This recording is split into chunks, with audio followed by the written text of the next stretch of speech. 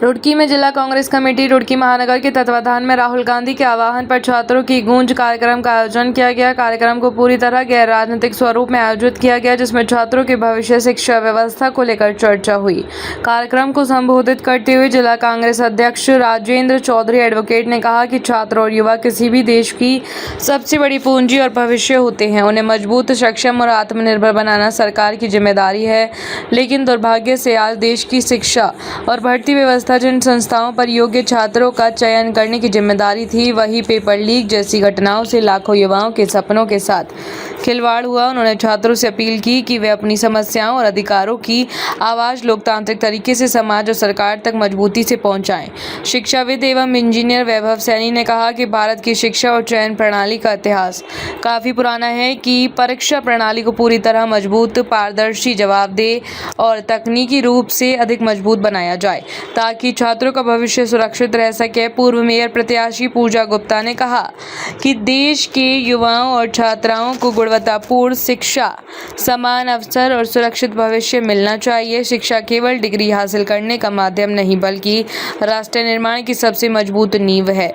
NSUI जिला अध्यक्ष आशीष चौधरी ने कहा कि आज का छात्र केवल डिग्री नहीं, बल्कि अपने भविष्य की सुरक्षा चाहता है। यूथ कांग्रेस जिला अध्यक्ष ओवैस अंसारी ने कहा कि देश का युवा मेहनत और प्रतिभा के दम पर आगे बढ़ना चाहता है, लेकिन जब परीक्षाओं में गड़बड़ियां होती हैं तो सबसे बड़ा नुकसान ईमानदार छात्रों का होता है।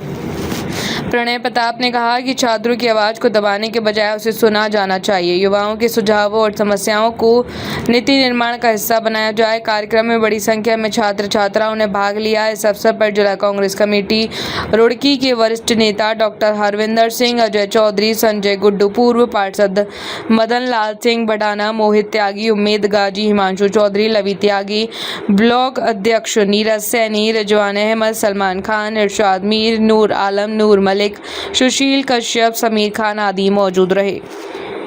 आज माननीय राहुल गांधी जी के आह्वान पर एक नॉन पॉलिटिकल कार्यक्रम छात्रों की समस्याओं को, जो देशव्यापी समस्या है, उसे लेके छात्रों की गूंज के नाम से किया गया था, जिसका उद्देश्य था कि छात्र अपने छात्र जीवन में आने वाली परेशानियों के संबंध में सीधा संवाद करें, सुझाव दें, कैसे इस देश की शिक्षा प्रणाली को मजबूत बनाया जा सके। आदरणीय राहुल गांधी जी ने कोटा में छात्रों से चर्चा की और उन्होंने देश के पूरे जो एजुकेशनल सिस्टम है उसकी कलई खोलने का काम किया।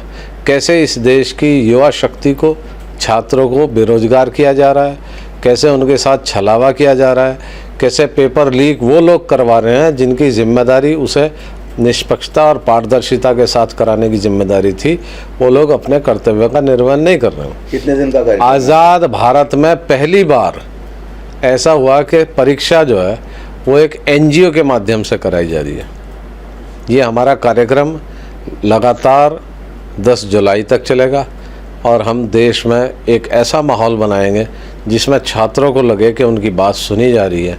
और हम देश के युवाओं से अपील करते हैं कि वो अपनी आवाज़ जो है वो जनता के बीच लेके जाएं, अपने दर्द को बताएं, संकोच ना करें, क्योंकि वही देश का भविष्य है। आज के कार्यक्रम को सफल मान रहे हैं आप?